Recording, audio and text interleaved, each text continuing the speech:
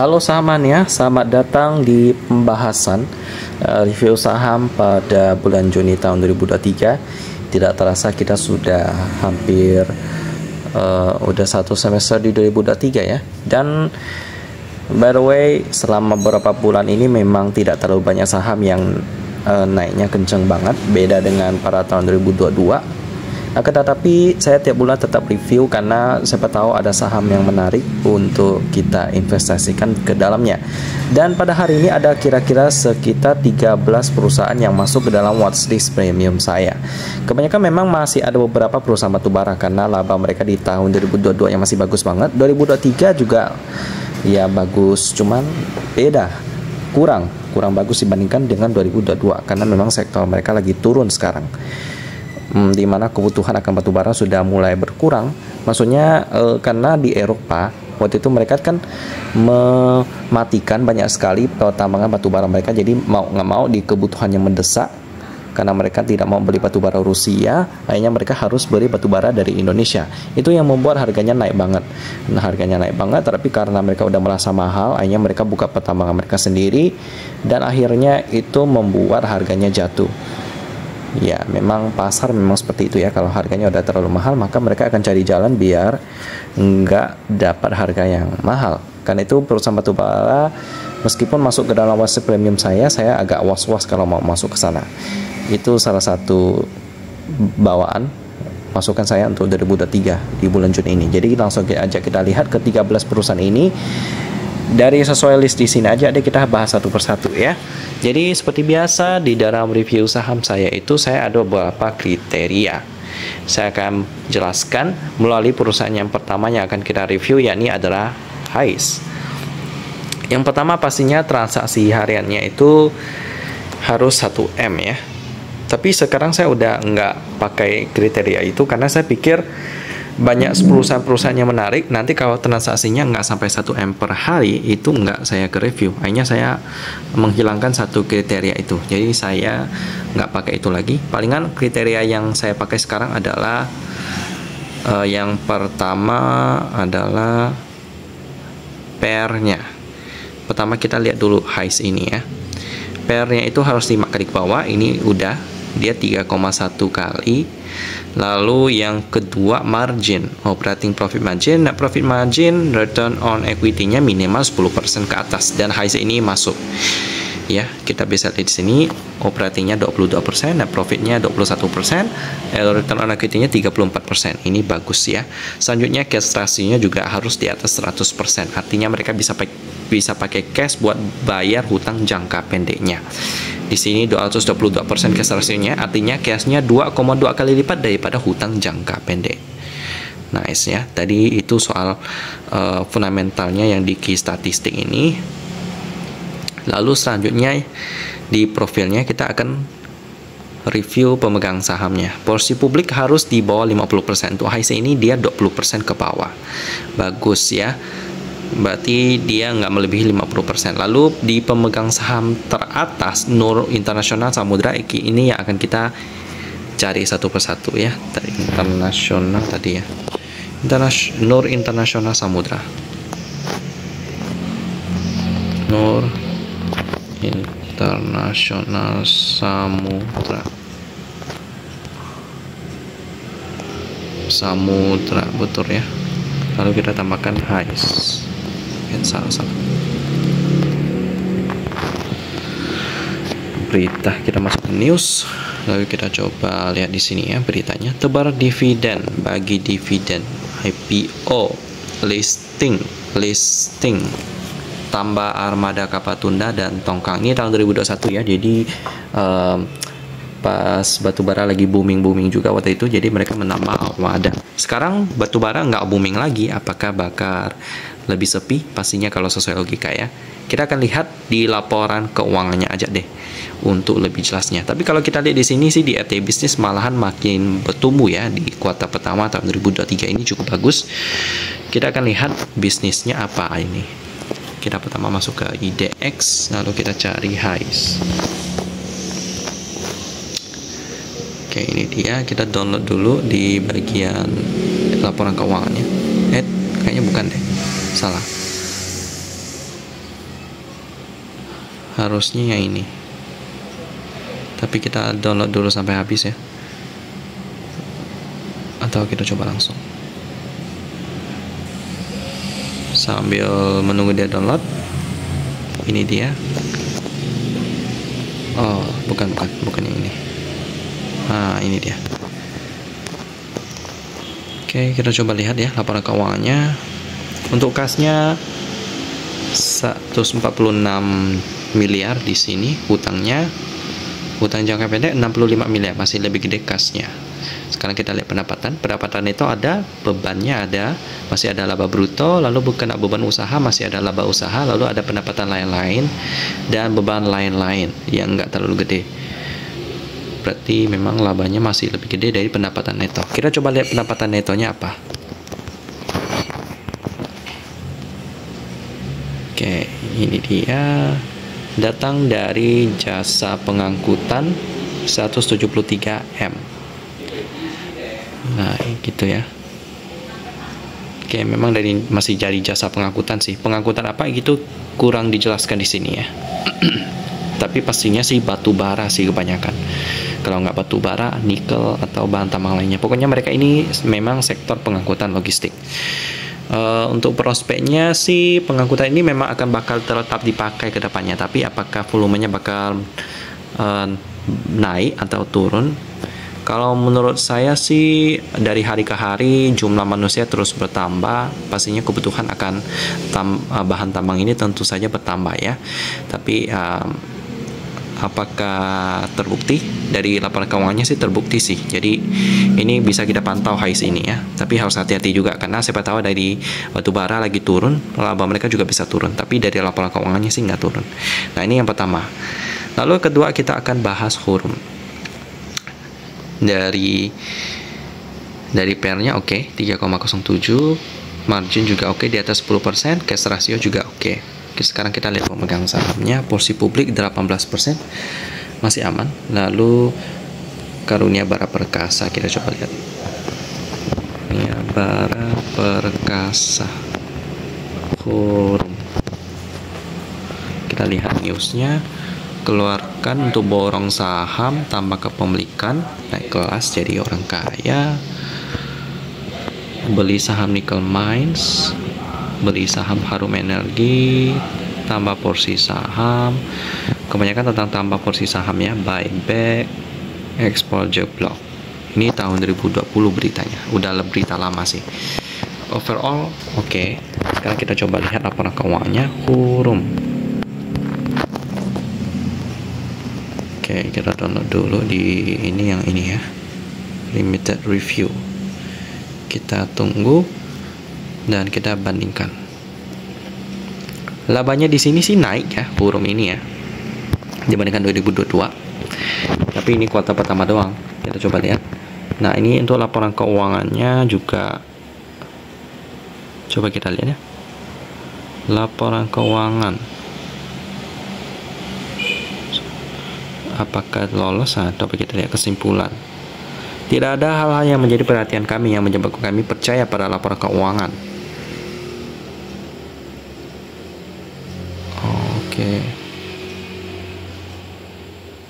Oke, berarti aman ya. Tidak ada hal-hal yang menjadi perhatian mereka.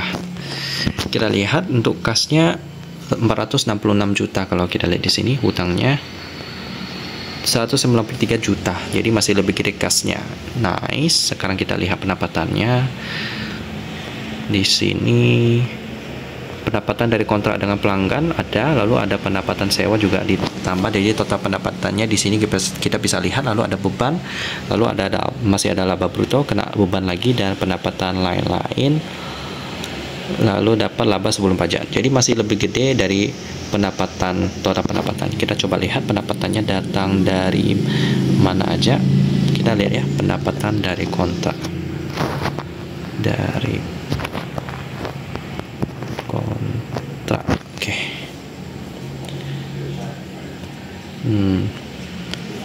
Oh, tidak kelihatan ya. Oh, ada. Oke, ini dia. Nih, pendapatan. Penjualan batu bara masih batu bara lagi. Karena kayaknya memang di 2023 ini meskipun harganya turun, tapi labanya nggak turun ya. Wow, untuk Hurum ini maksud saya.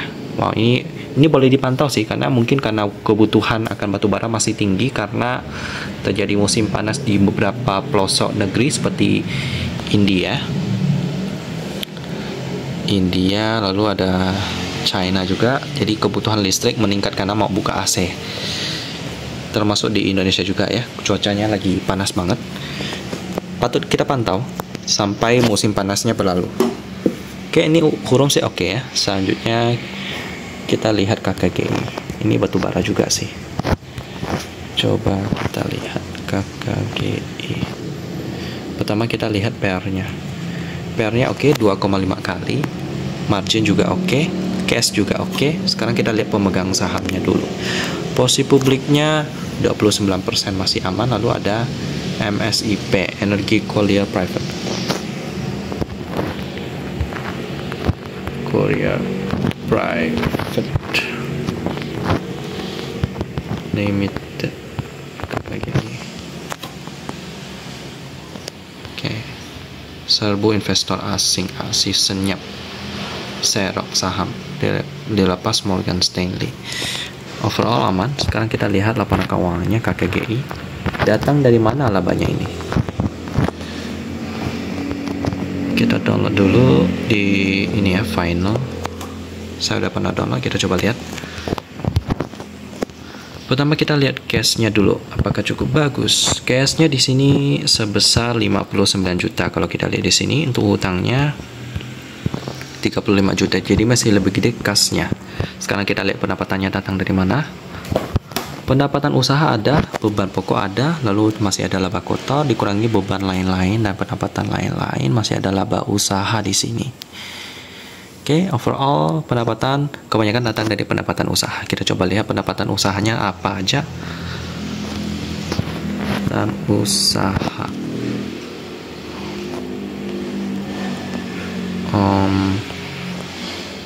Nah ini dia. Memang masih lebih gede di batu bara ya, ekspor lagi. Baik, masih tentang batu bara lagi.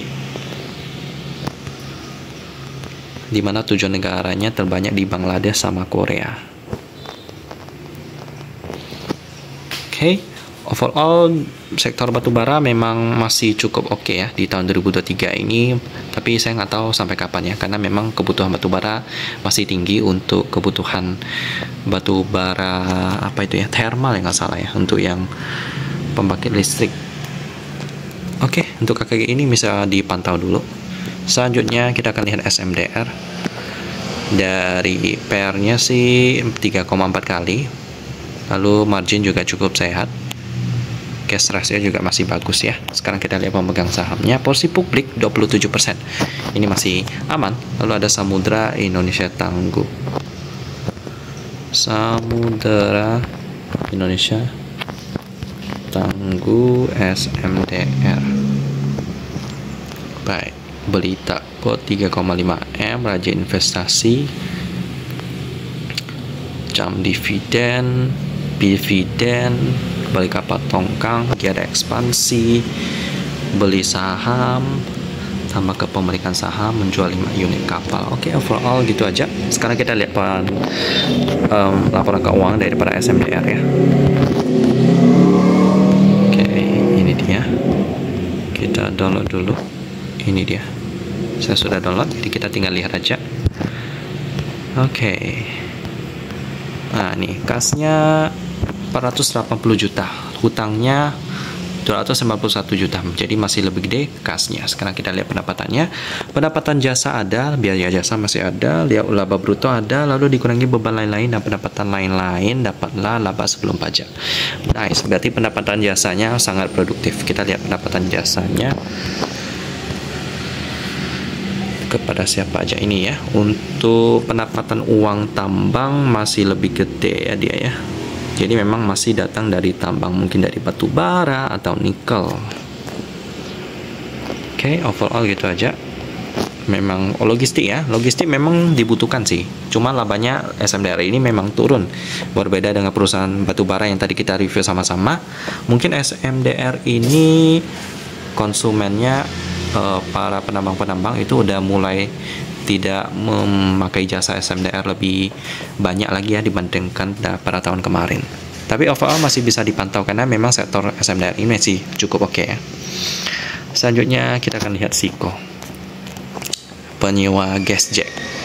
Kita lihat dulu PR-nya 3,8 kali, bagus, margin juga cukup sehat, cashnya juga cukup sehat. Sekarang kita lihat pemegang saham, porsi publik 30%, masih aman.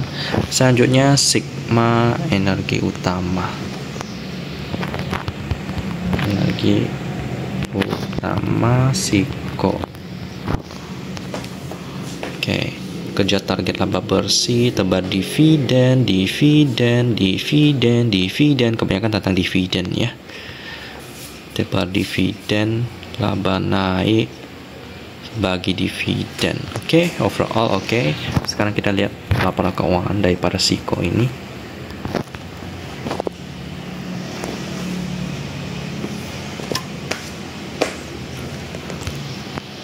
Ini dia.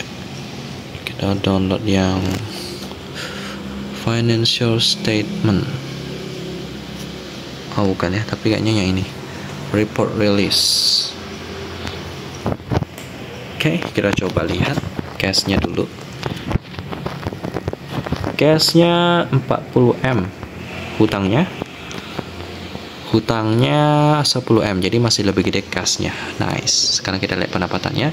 Pendapatan usaha ada, beban pokok ada, lalu dapat laba bruto dikurangi beban usaha, dapat laba usaha, lalu ditambah pendapatan lain-lain dan beban lain-lain, tapi nggak terlalu signifikan. Lalu dapatlah laba sebelum pajak penghasilan. Kita lihat pendapatan usahanya. Ini bagus ya, pendapatannya cukup tinggi dari sisi usaha. Berarti usahanya berjalan. Oke, kita coba lihat dari sewa kompresor gas jet. Ini untuk yang pengeboran minyak bumi dan gas bumi ya. Jadi mereka menyewakan kompresor gas jet untuk memanfaatkan gas yang dibor itu. Jadi nggak dibuang gitu aja, tapi bisa dipakai atau disimpan. Lalu penjualan bahan bakar juga ada. Jadi mereka ada jual bahan bakar juga ya. Datang dari manakah itu? Saya juga kurang tahu sih. Ini bahan bakar. Bahan bakar mungkin kayak bensin atau kayak gas gitu ya. Coba kita lihat tentang bahan bakar, penjualan bahan bakar.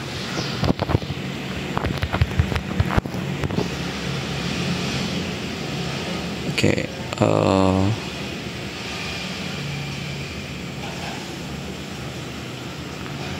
bahan bakar.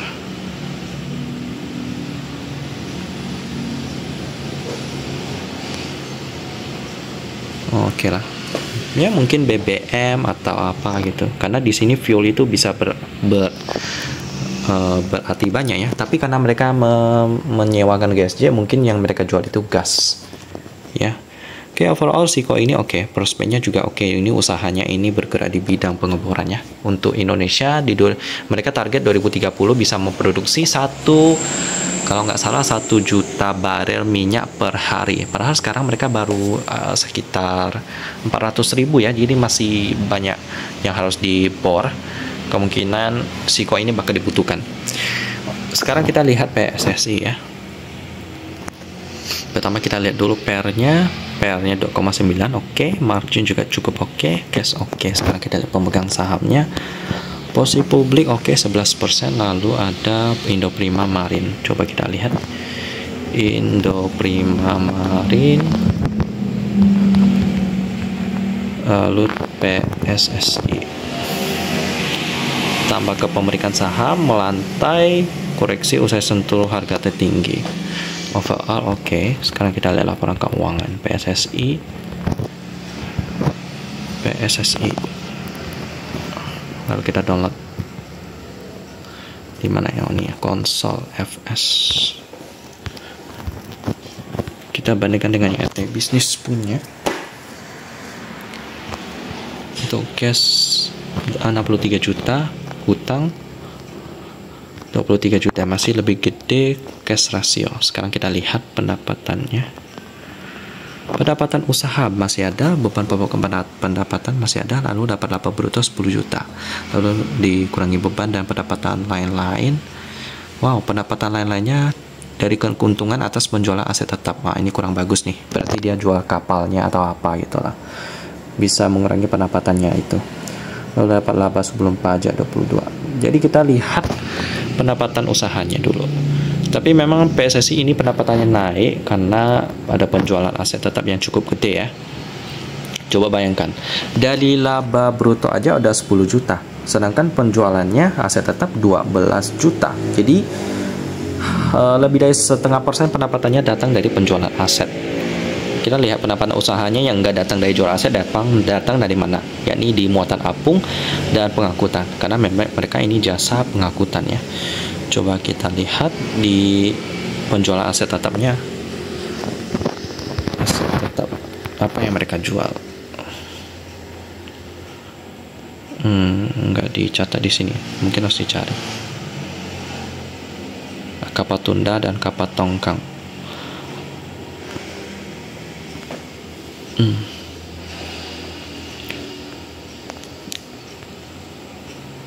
Oke, overall gitu ya. PSSI ini ya bisa dipantau juga, labanya naik karena penjualan aset tetap. Jadi kalau ditanya apakah PSSI atau HIS yang lebih menarik, pastinya HIS, karena HIS itu kebanyakan datang dari usahanya. Tapi bisa dipantau PSSI ini, bisa dijadikan pilihan. Selanjutnya TPMA, kita lihat PR-nya 3,6 kali, oke. Margin oke. ROE oke, cash oke. Pemegang saham publik 23% masih aman. Lalu ada Dwi Tunggal Perkasa Mandiri.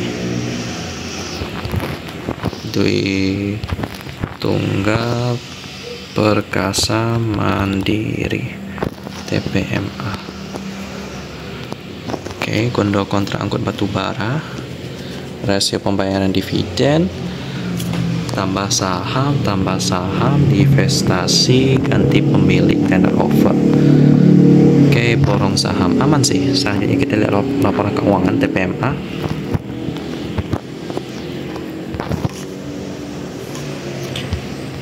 Oke, kita download dulu. Ini LK ya.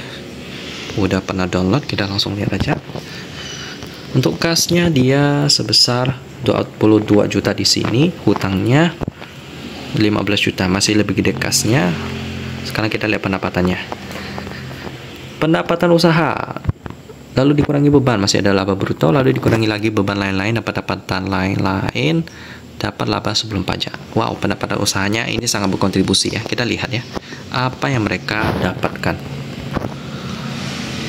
Oke, dari tunda dan tongkang dan floating crane. Floating crane yang itu yang untuk mengambil barang-barang dari kapal tunda, nanti mereka taruh batu baranya di kapal induk. Nah, itu floating crane ya.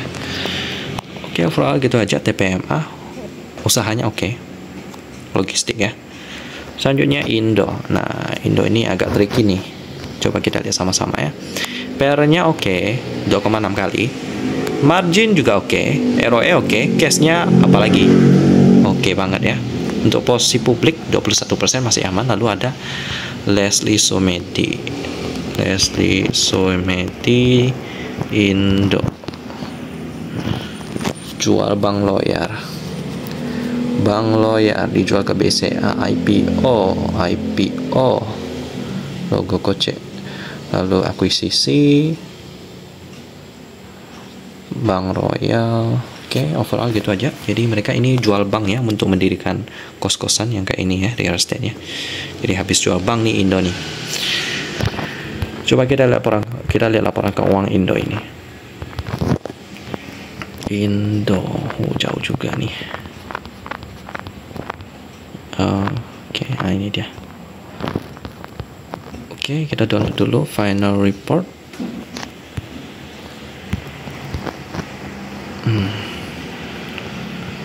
Untuk kas 246 M,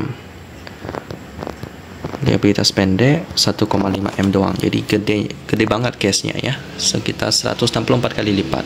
Wow, mantap banget. Selanjutnya kita lihat pendapatannya. Nah, ini agak tricky ya. Coba kita lihat labanya. Pendapatan 2,3 M di sini. Lalu dikenai beban, dapat laba bruto 1,6 M. Nah, lalu dikurangi beban dan ditambah penghasilan lain-lain. Nah, ini 38 M di sini. Kenapa? Datang dari mana? Nanti kita akan lihat ya. Dapat laba sebulan pajak penghasilan. Jadi, pendapatan usahanya itu enggak terlalu berkontribusi di pendapatan totalnya. Ya, dari penyewaan kos atau apa itu tidak terlalu berkontribusi. Kita coba lihat ya pendapatannya. Nah, pendapatan di sini ya. Sewa in the cost cuma 1,7 M. Sewa tanah dan bangunan 601 juta rupiah. Oke. Jadi yang benar-benar penghasilannya itu datang dari penghasilan investasi di sini ya. Coba kita lihat penghasilan investasi datang dari mana. Penghasilan investasi.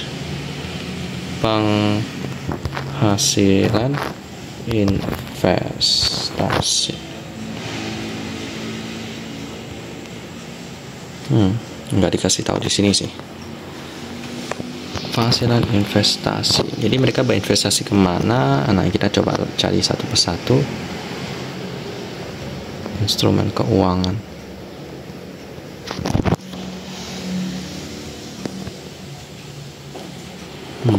Kita lihat investasi aja deh.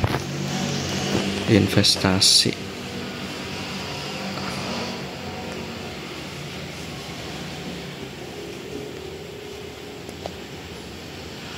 Arus kas dari investasi.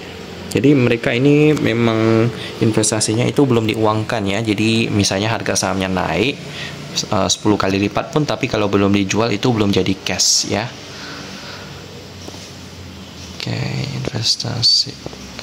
Jadi memang cash flow-nya nggak terlalu banyak. Cash flow-nya cuma 2 M. Meskipun pendapatannya 48 M dari saham ya. Investasi. Indo ini memang menarik kalau kita bisa coba lihat pendapatannya, karena mungkin mereka jago investasi.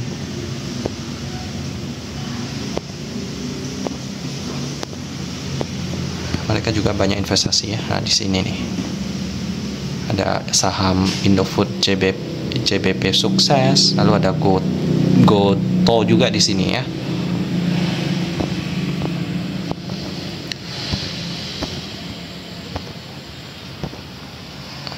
Properti investasi.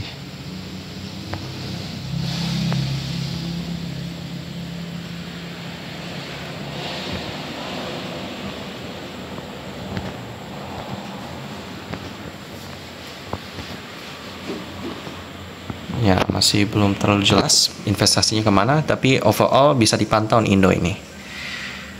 Oke, selanjutnya kita lanjut ke sisa beberapa perusahaannya. Selanjutnya OBMD. Nah, ini salah satu saham favorit saya di 2023 ini. Masih saya tunggu buat terbang. Coba kita lihat PR-nya 2,7, margin ROE oke, cash oke, porsi publik aman 18%. Lalu Indotech Drilling Solusi. Indotech Drilling Solusi OBMD. Saham disuspend. Bonus warna untuk investor yang berminat. Oke, overall nggak terlalu banyak berita. Kita coba lihat OBMD. Untuk laporan keuangannya ada di sini ya. Kita coba lihat dulu.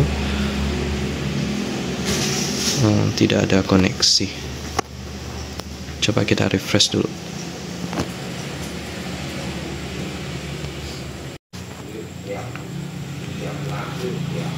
Oke, coba kita tunggu internetnya connect kembali. Oke, sudah ya. Kita coba lihat yang OBMD. Ayo. Ini dia. Oke, kita download dulu di bagian ini kurang bagus karena dia masih PDF. Yang itu kita coba cari yang versi dari websitenya aja, OBMD.com ya, lebih lengkap di sana. Investor Relationship Annual Report kuartal 1 2023. Nah, kita download dulu bagian ini. Nah, ini saya sudah download kemarin, kita tinggal lihat aja.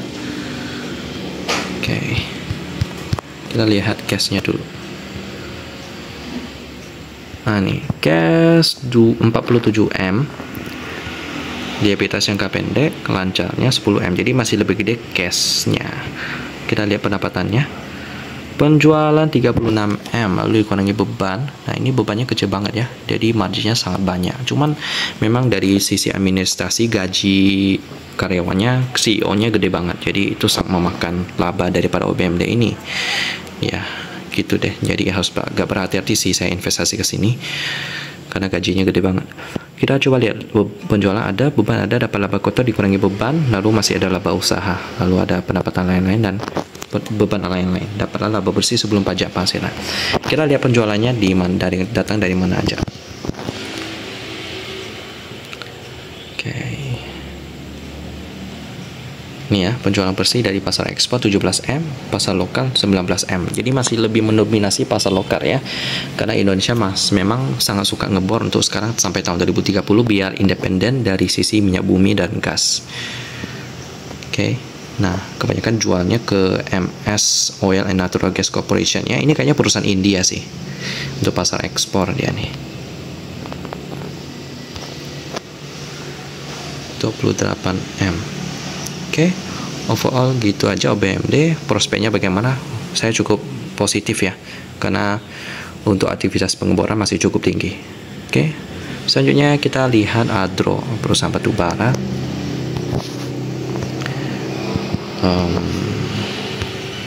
Kita lihat pemegang dari pairnya dulu deh. Pairnya 2,3 bagus, margin oke, ROE oke, cashnya juga oke, posisi publik aman 46%, lalu Adaro strategi investment. Strategi investment Adro.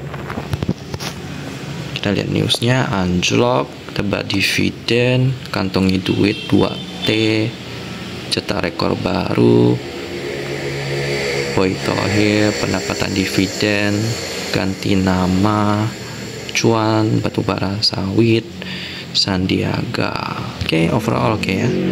Coba kita lihat laporan keuangan Adro. Cukup simpel ya, pasti datang dari batubara. Kita coba cek aja, double check. Ini dia, coba kita lihat dulu cashnya 3 juta di sini, hutangnya 1 juta, masih lebih gede cashnya. Sekarang kita lihat pendapatannya.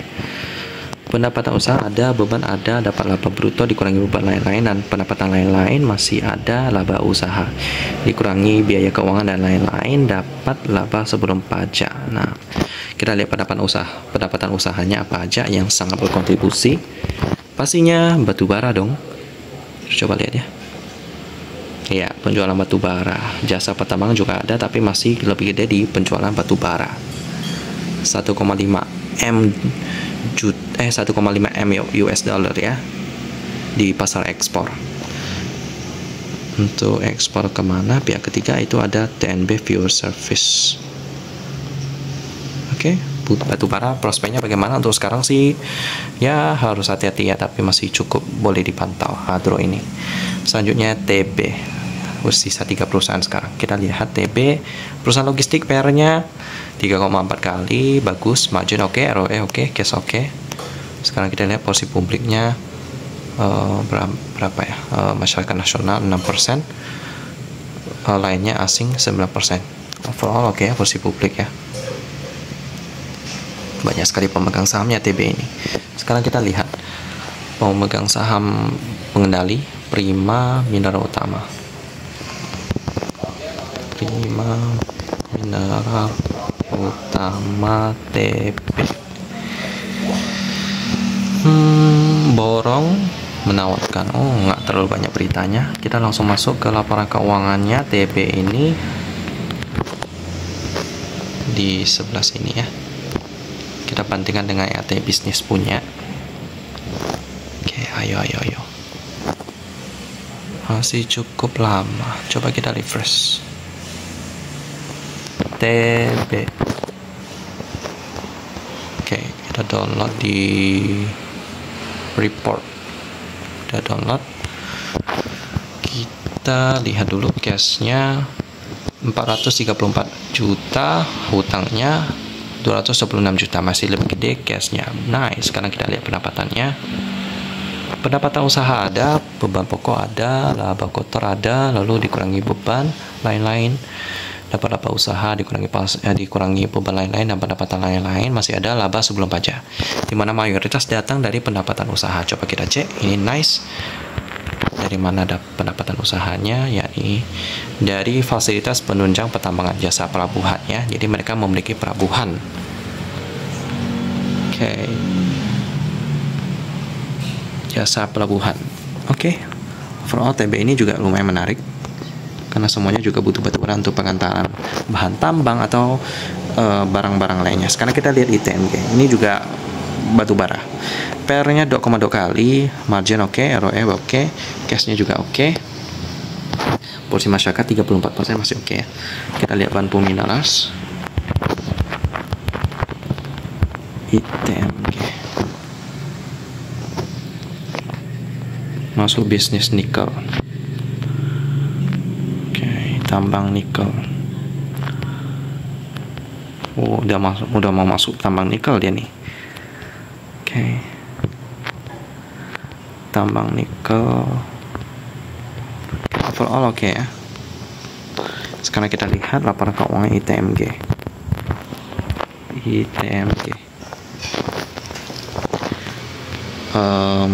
FS.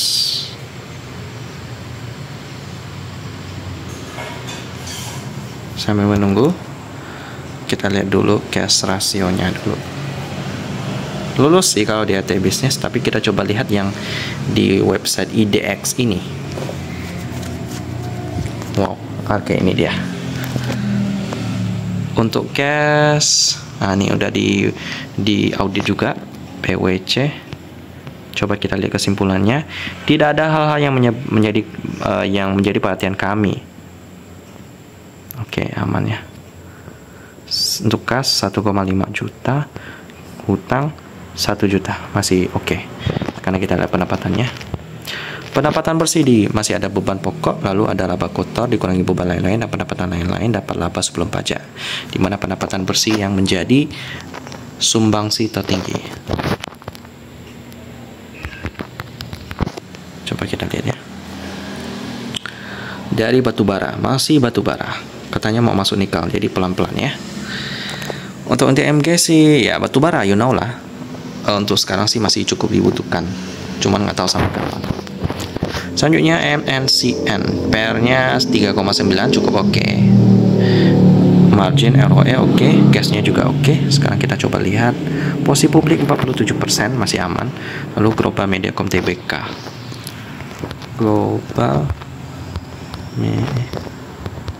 Mediacom Tbk, MNCN merger, menandingkan merger.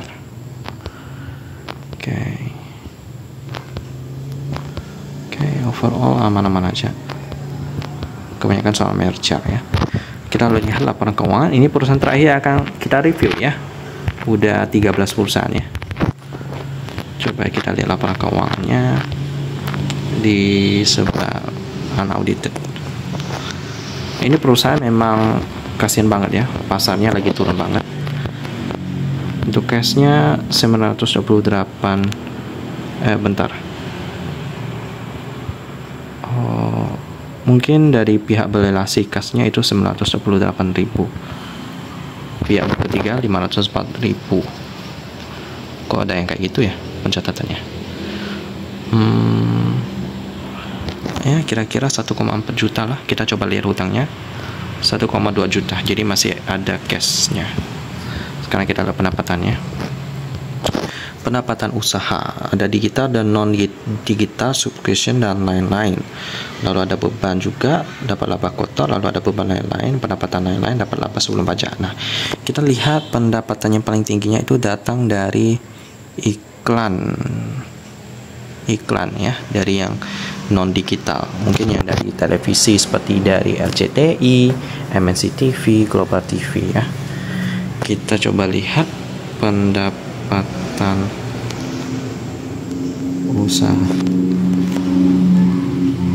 nih ya, dari non digital paling tinggi sih di sini, non digital. Untuk lebih spesifiknya ada nggak ya?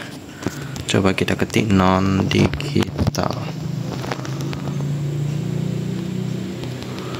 non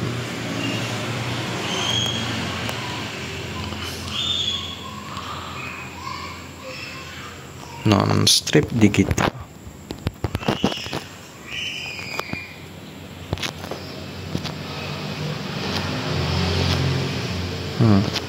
Nggak terlalu banyak rinciannya, tapi MSCN ini prospeknya mungkin bisa dibilang prospeknya kurang bagus ya, karena sekarang sektor hiburan media itu udah kebanyakan udah digital ya, sedangkan pendapatan mereka kebanyakan datang dari non digital. Nah ini berbahaya banget karena pendapatannya bakal terus tergerus dari tahun demi tahun.